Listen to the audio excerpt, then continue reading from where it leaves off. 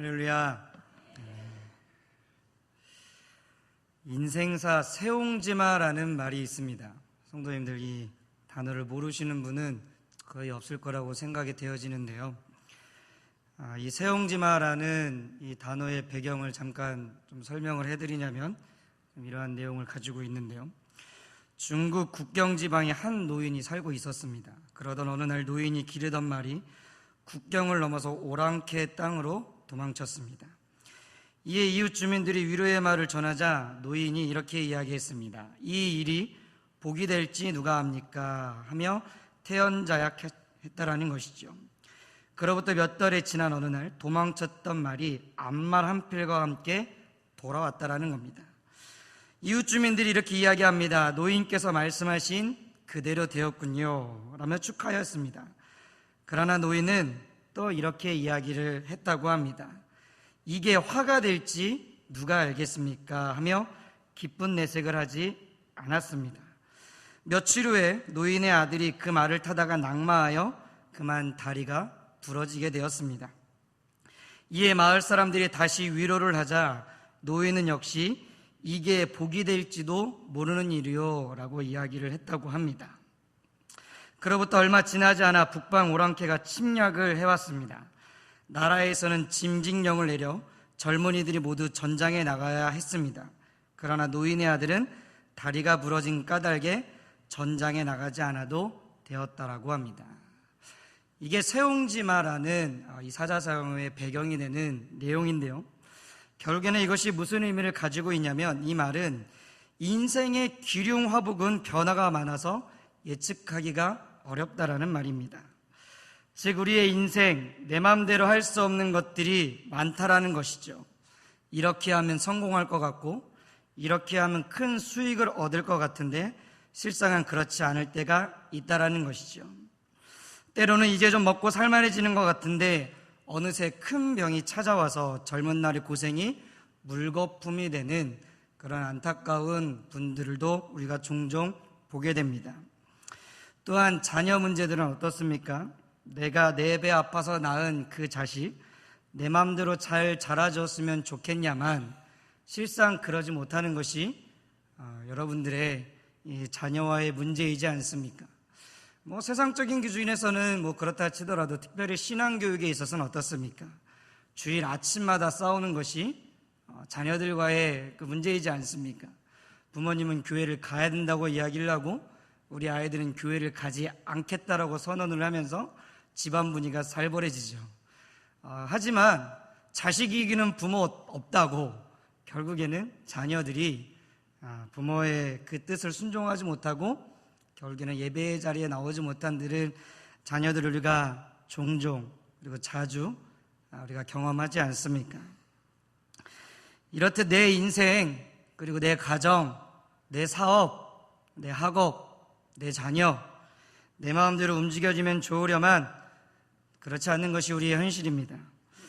좋은 일이야 내가 바라지 않아도 일어나지면 참 좋은데 이상하게도 좋은 일보다는 꼭 안 좋은 일이 더 많이 생기는 것 같이 느끼는 것이 우리의 인생사이지 않습니까? 사랑하는 성도님들, 이렇게 내 마음대로 되지 않는 우리의 인생 가운데 특히나 일어나지 않았으면 하는 좋지 않은 일들이 일어나는 그러한 인생 속에서 여러분들은 어떠한 마음과 어떠한 태도를 취하고 계십니까? 오늘 본문 속에서 예상치 못하는 상황 속에서 오늘 그리스도인이라고 한다면, 성도라고 한다면, 하나님의 자녀라고 한다면 우리는 어떻게 살아가야 되는지 함께 좀 살펴보았으면 좋겠습니다. 함께 읽은 본문에서도 우리가 알 수 있듯이 오늘 나오는 주된 등장인물은 바울과 실라라는 인물입니다. 그런데 바울과 실라에게는 자신들이 원하지 않는, 즉 예상치 못했던 상황이 발생하게 됩니다. 그것은 바로 한 점치는 귀신 들린 여자의 만남인데요. 이 점치는 이 여인과의 만남으로 인해서 바울과 실라는 공경에 처하게 되죠. 그런데 예상하기로는 바울은 아마 다른 만남을 좀 기대하고 있지 않았을까 하는 생각을 해보게 됩니다. 왜냐하면 오늘 우리가 읽은 본문 앞의 내용인 사도행전 16장 1절에서 15절까지에 보면요, 바울은 오늘 본문의 시작과 똑같이 기도하러 가는 장면이 나옵니다. 그런데 기도처를 향하여 가던 중에 문 밖 강가에서 누구를 만나냐면 두아디라 성의 자주장사인 루디아라는 여인을 만나게 되죠. 이 루디아를 만나서 복음을 전하자 이 루디아라는 여인이 마음을 열고 복음을 받아들여서 그와 그 집이 다 세례를 받는 일이 일어나게 되었습니다. 오늘 본문도 시작은 똑같이 시작합니다.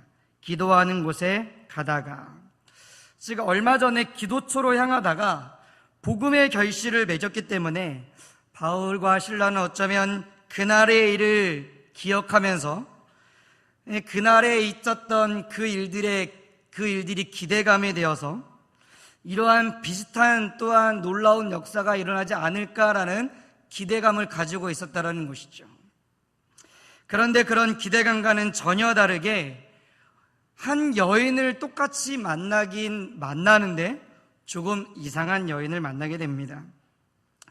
누구냐면 바로 귀신 들린 여인이라는 거죠. 근데 결국에는 그러한 예상과는 달리 이 이상한 여자와의 만남을 시작으로 해서 바울과 실라는 결국에는 누명을 쓰게 되고 결국에는 옥에 갇히고 마는 신세가 되어버린다라는 것이죠.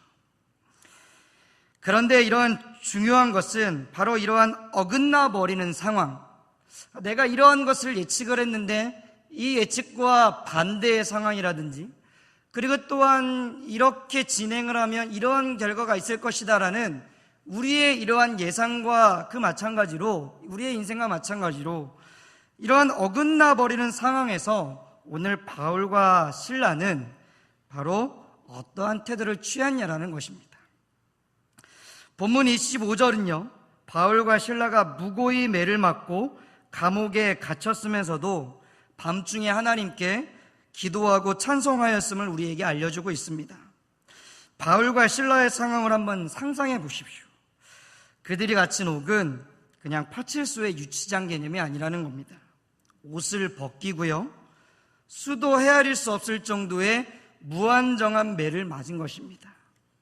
억울하게 오해를 받고 누명을 쓴 것도 화가 나고 짜증나는 일인데 매를 맞았다라는 거죠. 매를 맞은 곳에서는 피가 흘러나옵니다. 그리고 두 발은 착고라는 것에 채워 있기 때문에 이 발이 움직일 때마다 그 채워진 팍고가 살을 파고드는 겁니다. 결국에는 그 고통은 이루 말할 수 없는 고통이 흘러나오고 있고요, 그리고 고통뿐만 아니라 치욕스럽고 그리고 화가 치솟을 만한 상황이 바울과 실라의 상황이었다는 것이죠.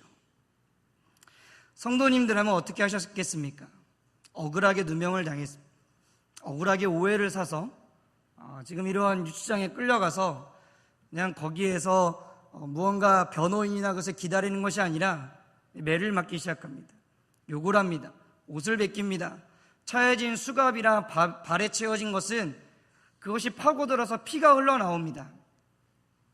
성도님들은 어떻게 하셨겠습니까? 욕이 나왔겠죠. 그리고 내가 누군지 알아?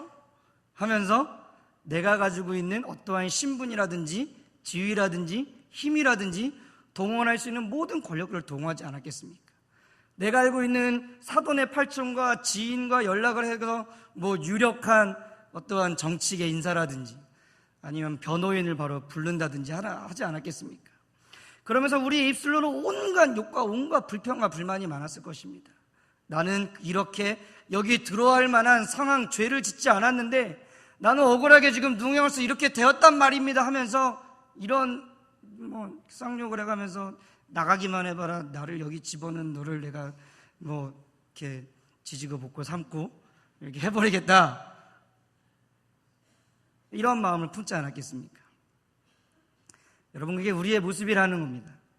비단 이게 우리가 어떠한 옥에 갇히지 않고 고통을 당하지 않았다고 할지라도 조금만 우리가 손해를 보고 조금만 누가 나에게 해를 하고 조금만 누가 나에게 안 좋은 소리를 해보면 그게 올라온다라는 것이죠. 우리는 인간의 본성은 원망하고 불평하고 교만하고 입술로 범죄하고 그러한 것들이 우리의 모습이라는 겁니다. 그런데 오늘 중요한 것은 무엇이냐면요, 바울과 실라는요 오늘 본문은 뭐라고 이야기하냐면 그들은 찬송하고 기도했다라는 사실을 우리에게 이야기를 해주고 있다는 것이 중요한 사실이라는 겁니다. 사랑하는 성도님들, 바로 이것이 우리가 본받아야 될 그리스도인의 삶의 자세라는 겁니다. 식상하십니까? 뭔가 좀 이러한 어려운 환경과 상황 속에서 정말 무릎을 탁 칠 만한 기막힌 이 메시지와 방법이 이 설교를 통해서 나왔으면 좋겠는데, 목사님 고작 이런 상황에서 기도하고 찬송하라니요. 성도님들 식상하십니까? 그런데요, 이게 최선의 방법이라는 겁니다. 하나님께 기도하고 찬송하고 그 말씀 속에서 방법을 찾는 것이요, 차선의 방법이 아니라 최선의 방법이라는 겁니다. 그런데 우리는 어떠합니까? 하나님께 나아가는 것을 차선의 방법으로 여기죠. 내가 가지고 있는 힘과 지혜와 사람들을 먼저 동행하는 것이 우리의 모습이지는 않습니까? 그런데 참 웃긴 건 뭐냐면요, 차선의 방법으로 밀어두다가 결국엔 이것도 해보고 안 되고 저것도 해보고 안 돼서 결국에는 누구 앞에 나오는지 아십니까? 결국에는 하나님 앞에 나온다라는 거예요. 우리의 신앙이 아이러니한 게 결국에는 하나님 앞에 나와가지고 하나님께 무릎 꿇고 매달리고 엎드리고 울고 불고 짜고, 그렇게 하나님이 아니면 안 됩니다. 전부여 의지 없어서 손 들고 옵니다. 결국에 이렇게 할 거면서 밀어두고 있다라는 거죠. 하나님께 나오고 기도하고 말씀 속에서 방법을 찾는 것은 식상하다라는 거예요. 이 방법은요, 그럴싸한 방법이 아니라는 거예요. 귀에 모시고 받기도록 들은 방법이고 누구나 다 아는 방법이라는 거죠. 그런데 성도님들, 누구나 아는 이 방법, 우리가 익히 잘 안 하는 방법, 가장 먼저 하고 계십니까? 가장 먼저 하고 있지 않다라는 겁니다. 그렇기 때문에 차선이 되고 최후로까지 가고 결국엔 그때서야 하나님께 울고 불고 매달림에 나오지 않습니까? 우리가 사는 인생 중에서 이렇게 예상치 못한 일들이 얼마나 많이 있습니까? 내가 계획한 대로 일이 진행되지 않을 때도 있고 억울하게 오해를 받을 때도 있습니다. 내가 의도한 바는 전혀 그런 것이 아닌데 전혀 다른 의미로 전달돼서 나의 입장이 난처해진 적도 있는 것이 우리의 인생이라는 것이죠. 사랑하는 성도들, 이렇듯 내 맘대로 되지 않는 인생사 속에서 성도가, 그리스도인이, 하나님의 자녀가 취해야 될 태도는 매 순간순간마다 하나님을 기도하고 찬송하는 자세가 필요하다라는 것입니다. 그럼 어떻게 이러한 일이 가능하겠습니까? 어떻게 우리는 매 순간순간마다 이 어려움 속에서 내 방법, 내 뜻, 내 생각을 쓰는 것이 아니라 하나님께 나올 수 있겠습니까? 그것은 봐도 우리는 하나님을 향한 신뢰가 있기 때문입니다. 오늘 일부 예배 때요, 우리 성가대에서 찬양을 하는데요, 너무 은혜가 되는 거예요. 이 가사가요, 너무 은혜가 돼서 오늘 말씀의 내용과 좀 연결이 되는 것 같아서 제가 그 가사를 찾아서 좀 가져와 봤습니다. 2부 예배를 드리신 분도 계시기 때문에 제가 한번 읽어보겠습니다. 주님은 옳습니다. 나의 부르짖음에 잠잠하셔도 주님은 옳습니다. 주발 아래 엎드린 나를 지나치셔도 주님은 옳습니다. 나의 간절한 소원에 침묵하셔도 주님은 옳습니다. 주 따르는 나를 외면하셔도, 나에게 전부를 아니 주셔도 주여 옳습니다. 내가 먼저가 아닐지라도 주님은 옳습니다. 나를 낮추시고 나를 비천하게 만드셔도, 나를 엎드리게 바닥으로 끌어내리셔도 주님은 옳습니다. 나의 간절한 소원에 침묵하셔도, 주님을 따르는 나를 외면하셔도 언제나 주님은 옳습니다. 우리 주님은 늘 옳다라는 거예요. 예상치 못한 상황 속에서 하나님께서 나를 그 상으로 몰아놓으신 그 주님은 옳으시다라는 겁니다. 성도가요, 하나님을 향한 이 신뢰가 없으면요, 하나님께 기도하러 나아갈 수가 없는 거예요. 성도가요, 모든 생사화복을 주관하시는 분이 하나님이십니다라는 이 신뢰가 없으면요, 우리는 하나님께 나아갈 수가 없는 거예요. 비록 나를 낮추시고 비록 나를 비천하게 만드시고, 때로는 내가 굶주리게 만드시고, 때로는 질병 가운데 나를 놓아두시고, 때로는 침묵 가운데 놓아시는 그 상황 속에서도 우리가 왜 기도의 자리로 나아갈 수 있습니까? 나를 그 상황으로 몰아넣으신 그 하나님은 언제나 오르신 분이기 때문이라는 겁니다.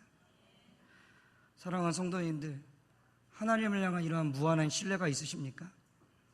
때로는 하나님이 내 인생 가운데 침묵하고 계시는 것 같이 느껴질지라도, 때로는 하나님이 없는 것처럼 느껴질지라도, 하나님 왜 나에게 이러한 시련을 주시고, 왜 나에게 이러한 고통을 주시고, 왜 나에게 이러한 어려움을 주십니까? 라는 그러한 힐물 속에서도 여러분 그 밑바닥 가운데 그럼에도 불구하고 주님은 언제나 오르십니다.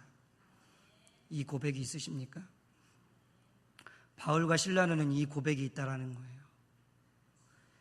이 예상치 못하는 어려움과 환경 속에서도 비록 나는 옥에 갇히고 내 몸은 막고 비록 까닭없는 무고로 인해서 나는 지금 곤고한 상황에 처할지라도 하나님 이 상황 속에 나를 밀어넣으신 그분은, 그 주님은 언제나 오르십니다. 그 주님은 언제나 맞습니다. 이러한 신뢰가 있기 때문이라는 겁니다. 밤같이 어두운 그때에, 소망도 없고 희망도 없고 불빛도 보이지 않는 그때에 우리는 언제나 주님은 오르신다라는 확신이 있기 때문에 우리는 하나님 앞으로 나아갈 수 있다는 겁니다. 그래서 시편 92편 15절은 우리에게 이렇게 이야기합니다. 저가 내게 간구하리니 내가 응답하리라. 저희 환난 때에 내가 저와 함께하여 저를 건지고 영화롭게 하리라. 이것이 하나님을 의지하고 참는 겸손한 자들에게 주시는 하나님의 약속이라는 것입니다.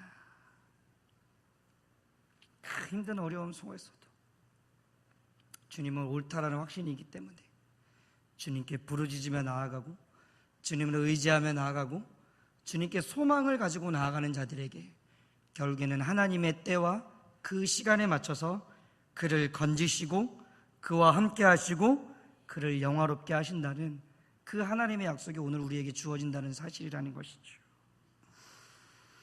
결국 바울과 실라의 이러한 모습과 고백은 하나님의 놀라운 기적을 동반함과 동시에 복음의 열매까지 맺게 되는 그런 놀라운 결과를 낳게 됩니다.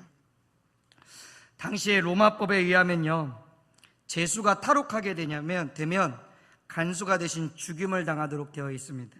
사도행전 12장 19절에도 나오는데요. 어쨌든요, 이렇기 때문에 감옥문이 열린 것을 본 간수는 이 죄수들이 달아난 줄로 그렇게 생각을 했겠죠. 그렇기 때문에 자결하려고 한 것입니다. 왜냐하면 죄수들이 도망가면 자기 또한 죽거든요. 그렇기 때문에 자결하려고 한 것은 어떻게 보면 당연한 일이었다는 것이죠. 왜냐하면 간수에게 이제는 살 소망이 없어졌기 때문입니다. 그러나 간수가 자결하라는 그 순간 바울이 이렇게 이야기합니다. 내 몸을 상하게 하지 말라. 우리가 다 여기 있노라 하면서 죽으려고 했던 그 간수의 그 생명을 이 바울과 실라가 보호하지 않습니까? 간수에서 입장에서 볼 때는 이러한 바울의 외침은 아무래도 문자그래도 기쁜 소식이었을 겁니다. 왜냐하면 그들이 달아났더라면 자신은 죽을 위기에 처했는데 달아나지 않고 지금 거기 있는 거예요. 그러니까 자기는 지금 아직은 죽지 않을 상황에 놓여 있게 됐다는 것이죠. 상황이 완전히 역전버렸겠죠.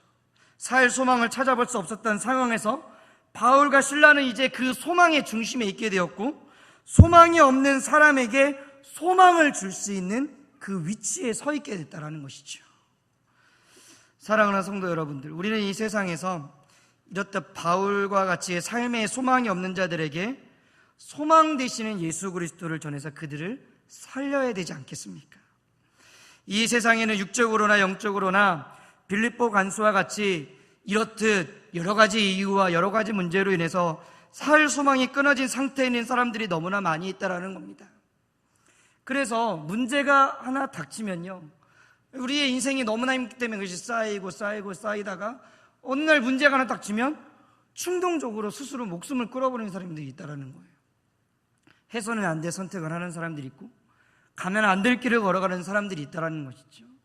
이렇듯 우리는 인생사는요, 이 소망과 절망, 생명과 죽음의 그 사이를 걸어가고 있는 이 위태위태한 외나무 다리를 걸어가고 있는 사람들이 너무나 많다라는 겁니다. 이러한 자들을 향해서 우리는 오늘 이 바울과 실라처럼 살 소망이 끊어진 자들에게 바울과 실라를 통해서 예수 그리스도를 전달해주고 그들에게 예수를 전해줌으로 말미암아 이 간수가 그리스도를 믿고 복음을 받아들여서 그와 그의 그 온 집이 예수 그리스도를 믿음으로 말미암아 영생의 복을 얻었던 것처럼 오늘 우리는 바울과 실라처럼 이러한 하나님 앞에 귀하게 쓰임 받아야 한다는 겁니다. 사랑하는 성도님들, 하나님께서 우리에게 부여해 주신 삶은요, 결단코 우리 스스로의 만족과 유익을 위해서 우리에게 생명을 주셨고 또한 우리에게 복음을 주시지 않았다는 사실을 우리가 기억했으면 좋겠습니다. 나만 잘 살고 나만 위로를 얻고 나만 소망을 얻으면 안 된다는 거예요. 이제 우리가 소망도 없고 희망도 없는 어두컴컴한 곳에서 하나님을 신뢰하며 의지하면서 하나님께 나아가잖아요. 그럼 하나님께서 우리에게 위로를 주시고 때로는 일으켜 주시고 때로는 하나님께서 우리에게 힘도 주시지 않습니까? 거기서 끝나면 안 된다는 겁니다. 성도라고 한다면요, 결국에는 하나님이 공급하시는 이런 은혜와 위로와 역사를 통해서 결국에는 누구의 이름이 드러나야 되냐면 오직 예수 그리스도의 이름이 드러나야 된다는 겁니다. 사도행전 6장 1절에 보면요, 성경은 이렇게 이야기합니다. 그때의 제자가 더 많아졌는데 라고 기록을 합니다. 무슨 얘기입니까? 예수님을 믿는 사람들이 많이 늘어났다라는 겁니다. 그런데 우리가 그 배경을 함께 좀 살펴봤으면 좋겠는데요, 함께 우리 사도행전 5장으로 갔으면 좋겠습니다.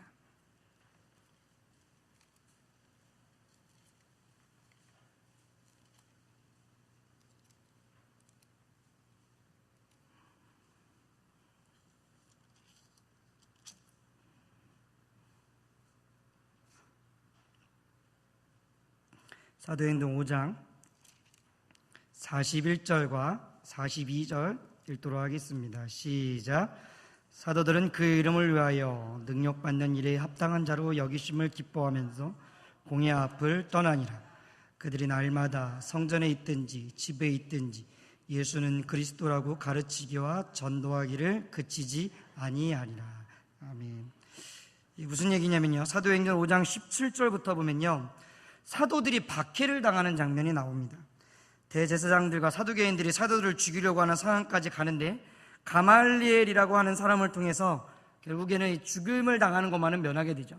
그러니까 사도들이 복음을 전하고 예수 그리스도를 전하니까 핍박을 하기 시작하는 거예요. 근데 죽임을 당하는 것은 명하게 되는데 결국 사도들은 채찍질을 당하고 예수 이름으로 말하는 것을 금하게 되고 노임을 당하게 됩니다. 그러니까 너희 이제 예수 전하지 마, 예수 이름을 전하면, 복음을 전하면 너희는 죽어. 지금 너희들은 가말리엘이라는 사람 때문에 죽이를 몰았지만 앞으로 그러면 너희의 목숨을 감당하지 못해. 위협한 거죠. 그런데 우리가 지금 읽었던 41절을 떠보면 뭐라고 이야기하냐면, 사도들은 그 이름을 위하여 능력받는 일에 합당한 자로 여기심을 기뻐하면서 공회 앞을 떠났다라는 거예요.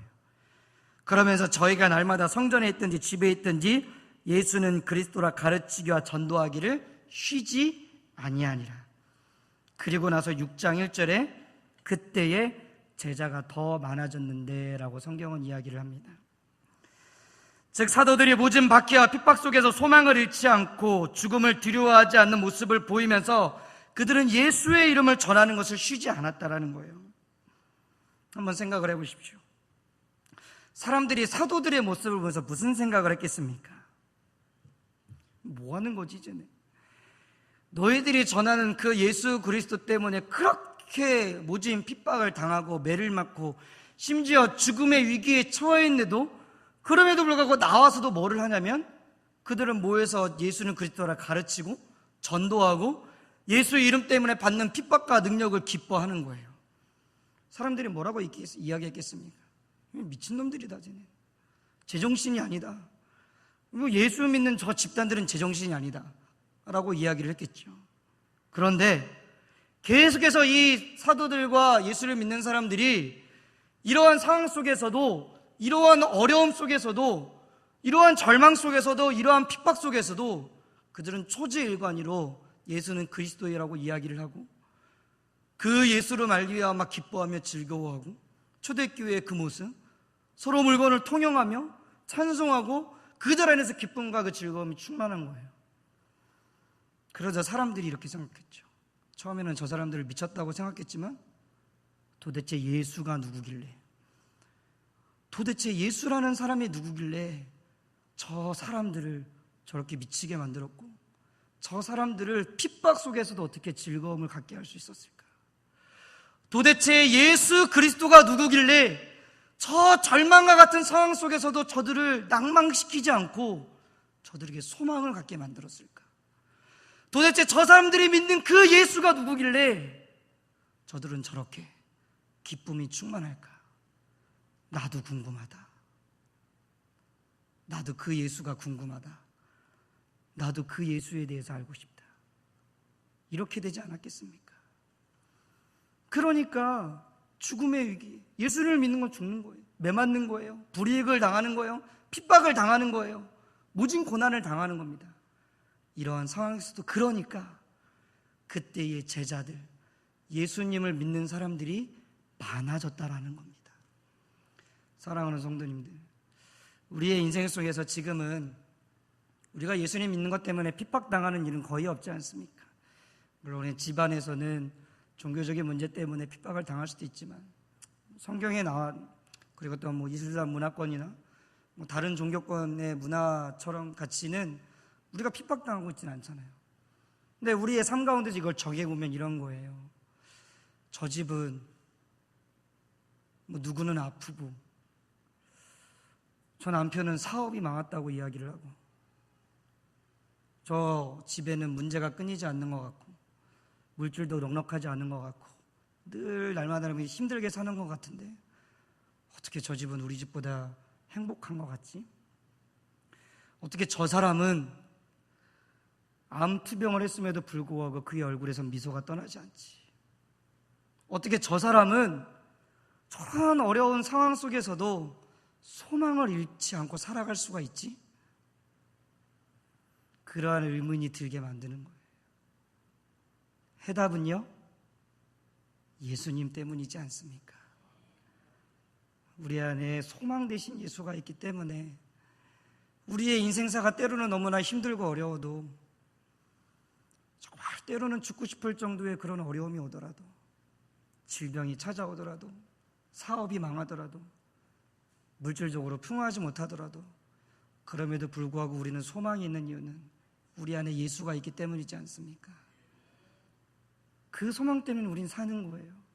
우리의 모습을 보고 믿지 않는 사람들이 저 사람은 뭐가 있길래, 처음에는 그 상황 속에서도 11조 해야 된다, 감사헌금 해야 된다, 주말마다 가서 봉사하고 주님의 몸된 교회를 수고하지 않습니까? 주변 사람들 이상하게 여기잖아요.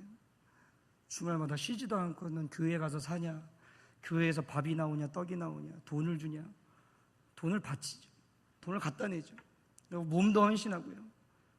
처음에는 그렇게 바라보지만 결국에는 어느 순간에 예수가 누구길래, 저 사람이 믿는 하나님이 누구길래 저 사람이 저렇게 희망과 기쁨과 소망을 가지고 살아갈까? 그래서 언젠가는 오기 시작하는 거예요. 나도 당신이 믿는 예수 그리스도를 믿고 싶습니다. 저도 당신이 가지고 있는 소망 대신 그 하나님을 알고 싶습니다. 그래서 마태복음에 우리 주님께서 이렇게 이야기하시지 않았습니까? 이같이 너희 빛을 사람 앞에 비추게 하여 너희의 착한 행실을 보고 하나님 아버지께 영광을 돌리게 해라. 우리의 모습을 통해서 하나님 영광이 드러나고 우리의 모습을 통해서 예수 그리스도가 드러나는 겁니다. 사랑하는 성도님들, 내일부터 또한 우리는 세상으로 나아갑니다. 얼마나 예상치 못하는 상황이 오겠습니까? 정말 주일날은 내가 정말 주님 주시는 힘으로 살고 하나님의 은혜로 살고 주를 위해 살겠다라고 이야기를 하고 결단하며 나아가지만 정말 내일부터는 전쟁터와 같은 삶이죠.